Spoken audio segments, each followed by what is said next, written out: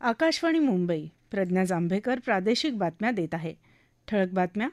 संसदेच्या पावसाळी अधिवेशनात 5व्या दिवशीही दोन्ही सभागृहांमध्ये गदारोळ, कामकाज दिवसभरासाठी तहकूब.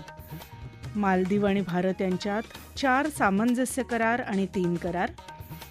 55व्या आंतरराष्ट्रीय भौतिकशास्त्र ऑलिम्पियाड स्पर्धेत भारताच्या संघानं पटकावली 3 सुवर्ण आणि 2 रौप्य पदकं.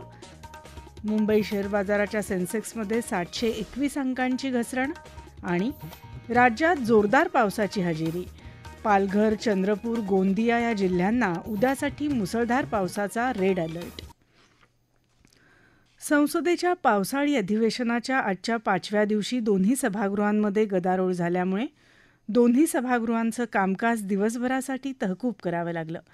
लोकसभेत सकाळी 11 वाजता कामकाजाला सुरुवात झाल्यानंतर 26व्या कारगिल विजय दिनानिमित्त सर्व सभासदांनी या युद्धात वीरश्री गाजवलेल्या जवानांना अभिवादन केलं आणि यात शहीद झालेल्यांच्या स्मरणार्थ मौन पाळलं. त्यानंतर बिहारच्या मतदार यादी पुनरीक्षणासह इतर मुद्द्यांवर गदारोळ होत राहिल्यानं कामकाज दुपारी 2 वाजेपर्यंत तहकूब आणि नंतर सोमवारपर्यंत तहकूब झालं. तत्पूर्वी अधिवेशनाचं कामकाज सुरळीतपणे चालावं यासाठी बिर्ला यांनी आज लोकसभेत सर्वपक्षीय बैठक बोलावली होती. सोमवारपासून प्रश्नोत्तराच्या तासाचं कामकाज नीटपणे व्हावं असं आवाहन बिर्ला यांनी बैठकीत केलं. या बैठकीला भाजपा, काँग्रेस, समाजवादी पार्टी, संयुक्त जनता दल आणि तृणमूल काँग्रेसचे नेते उपस्थित होते. राज्यसभेत कामकाजाच्या सुरुवातीला कमल हसन यांच्यासह तमिळनाडूच्या इतर नवनिर्वाचित खासदारांचा शपथविधी झाला. त्यानंतर गदारोळामुळे कामकाज सोमवारपर्यंत तहकूब करण्यात आलं. भारत आणि मालदीव हे देश फक्त शेजारी नाहीत, तर सहप्रवासी आहेत. मालदीवचा विकास आणि समृद्धीसाठी भारत प्रत्येक पावलावर साथ देईल अशी ग्वाही प्रधानमंत्री नरेंद्र मोदी यांनी आज दिली.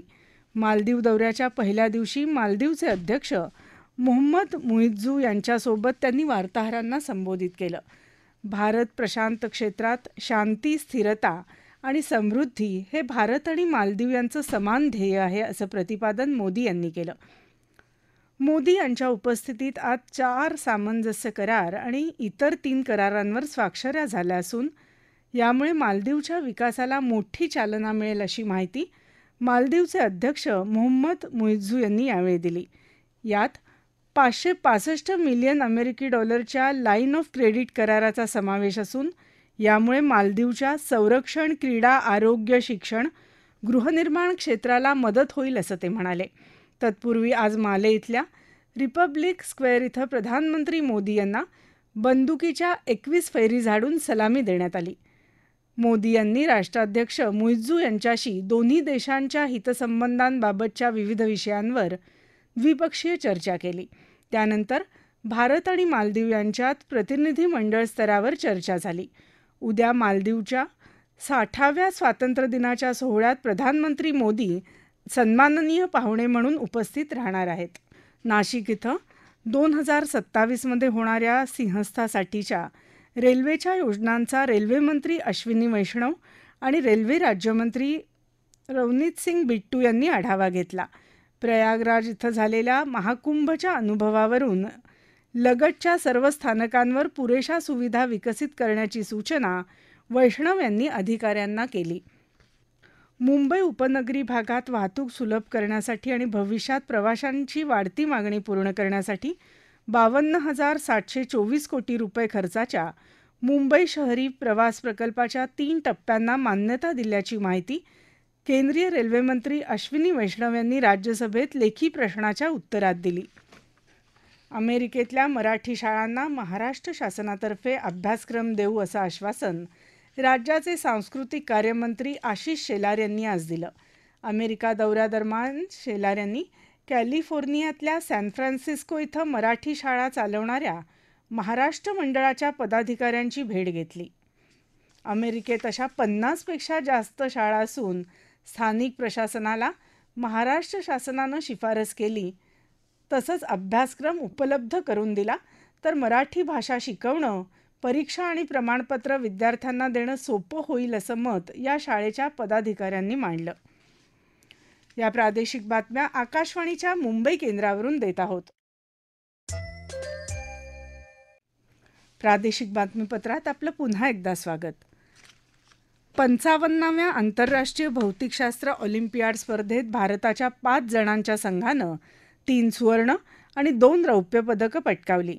पुण्याचा कनिष्क जैन, जबलपूरचा स्नेहिल झा आणि इंदूरचा रिद्धेश बेंडाळे यांनी सुवर्ण, तर सुरतचा आगम शहा आणि कोटा इथला रजित गुप्ता यांनी रौप्य पदकाची कमाई केली. पॅरिस इथं झालेल्या स्पर्धेत भारतानं पदक तालिकेत 5वा क्रमांक मिळवला. जागतिक बाजारातल्या संमिश्र वातावरणामुळे आज देशातल्या शेअर बाजारात सलग दुसऱ्या दिवशी मंदीचं सावट राहिलं. मुंबई शेअर बाजाराचा सेन्सेक्स 721 अंकांनी कोसळून 81,463 अंकांवर बंद झाला. राष्ट्रीय शेअर बाजाराच्या निफ्टीतही 225 अंकांची मोठी घसरण झाली आणि तो 24,837 अंकांवर बंद झाला. जागतिक व्यापारातल्या अनिश्चिततेमुळे परदेशी गुंतवणूकदार संस्थांनी विक्रीचा सपाटा लावल्यानं गुंतवणूकदारांमध्ये निरुत्साह दिसून आला. राज्यात आज मुंबई उपनगर, कोकण आणि विदर्भातल्या काही जिल्ह्यांमध्ये जोरदार पावसानं हजेरी लावली. मुंबई आणि उपनगरांमध्ये आज पहाटेपासूनच मुसळधार पाऊस सुरू झाला. रत्नागिरी जिल्ह्यात खेड तालुक्यात मुसळधार पावसामुळे जगबुडी नदी इशारा पातळीवरून वाहत आहे. गडचिरोली जिल्ह्यातल्या 9 विभागांमध्ये मुसळधार पाऊस पडला. दरम्यान भंडारा जिल्ह्यालाही पावसानं झोडपून काढलं. जिल्ह्यातल्या गोसेखुर्द धरणातून 3024 क्युसेक्स पाण्याचा विसर्ग होत आहे. मुंबई मराठी ग्रंथसंग्रहालयाचा यंदाचा नटवर्य केशवराव दाते पुरस्कार ज्येष्ठ नाट्यनिर्माते दिलीप जाधव यांना जाहीर झाला आहे. रंगभूमीवर महत्त्वाचं आणि वेगळ्या प्रकारचं काम करणाऱ्या व्यक्तींच्या योगदानावर प्रकाशझोत टाकण्याच्या उद्देशानं दरवर्षी मुंबई मराठी ग्रंथ संग्रहालयाच्या कलामंडळ शाखेतर्फे नटवर्य मामा पेंडसे पुरस्कृत नटवर्य केशवराव दाते पुरस्कार प्रदान केला जातो. येत्या 1 ऑगस्टला जाधव यांना हा पुरस्कार ज्येष्ठ साहित्यिक आणि संस्थेच्या वार्षिक उत्सवाच्या अध्यक्ष मोनिका गजेंद्रगडकर यांच्या हस्ते प्रदान केला जाणार आहे. फिडे महिला बुद्धिबळ विश्वचषक स्पर्धेच्या इतिहासात पहिल्यांदाच भारताच्या कोनेरू हम्पी आणि दिव्या देशमुख या दोघींमध्ये उद्या अंतिम लढत होणार आहे. अँडरसन तेंडुलकर करंडक कसोटी क्रिकेट मालिकेतल्या 4थ्या सामन्यात आज 3ऱ्या दिवशी यजमान इंग्लंडनं पहिल्या डावात भारतावर आघाडी घेतली आहे. इंग्लंडमध्ये मँचेस्टर इथं सुरू असलेल्या या कसोटीत काल भारताचा पहिला डाव 358 धावात आटोपला. इंग्लंडनं कालच्या 2 बाद 225 धावांवरून आज खेळ सुरू केला आणि थोड्या वेळापूर्वी भारताची धावसंख्या पार केली. शेवटचं वृत्त हाती आलं तेव्हा इंग्लंडच्या 4 बाद 378 धावा झाल्या होत्या. हवामान. राज्यात उद्या रायगड, रत्नागिरी, गोंदिया, चंद्रपूर, भंडारा, गडचिरोली या 6 जिल्ह्यांसह पुणे घाट, सातारा घाट परिसराला हवामान विभागानं रेड अलर्ट दिला आहे. मुंबई शहर, मुंबई उपनगर, ठाणे, पालघर, रायगड, रत्नागिरी, सिंधुदुर्ग या जिल्ह्यांना परवा रात्रीपर्यंत उंच लाटा उसळण्याचा इशाराही राज्य आपत्कालीन केंद्रानं दिला आहे. या काळात लहान होड्यांना समुद्रात न जाण्याच्या सूचना दिल्या आहेत. तसंच पालघर जिल्ह्यातल्या सर्व शाळा आणि महाविद्यालयांना सुट्टी जाहीर झाली आहे. मुंबई शहर आणि मुंबई उपनगर जिल्ह्यात पाणीपुरवठा करणाऱ्या मोडक सागर, मध्य वैतरणा आणि तानसा या धरणातून विसर्ग सुरू आहे. रत्नागिरी जिल्ह्यात जगबुडी नदीनं इशारा पातळी ओलांडली असून आसपासच्या रहिवाशांना सतर्कतेच्या सूचना दिल्या आहेत. पवना धरण 82% भरलं आहे. ठळक बातम्या पुन्हा एकदा. संसदेच्या पावसाळी अधिवेशनात 5व्या दिवशीही दोन्ही सभागृहांमध्ये गदारोळ, कामकाज दिवसभरासाठी तहकूब. मालदीव आणि भारत यांच्यात 4 सामंजस्य करार आणि 3 करार. 55व्या आंतरराष्ट्रीय भौतिकशास्त्र ऑलिम्पियाड स्पर्धेत भारताच्या संघानं पटकावली 3 सुवर्ण आणि 2 रौप्य पदकं. मुंबई शेअर बाजाराच्या सेन्सेक्समध्ये 721 अंकांची घसरण. आणि राज्यात जोरदार पावसाची हजेरी. पालघर, चंद्रपूर, गोंदिया या जिल्ह्यांना उद्यासाठी मुसळधार पावसाचा रेड अलर्ट. याबरोबरच आकाशवाणी मुंबई केंद्रावरचं हे प्रादेशिक बातमीपत्र संपलं. पुन्हा भेटूया रात्री 8:05 आकाशवाणी मुंबईच्या राष्ट्रीय बातमीपत्रात. नमस्कार.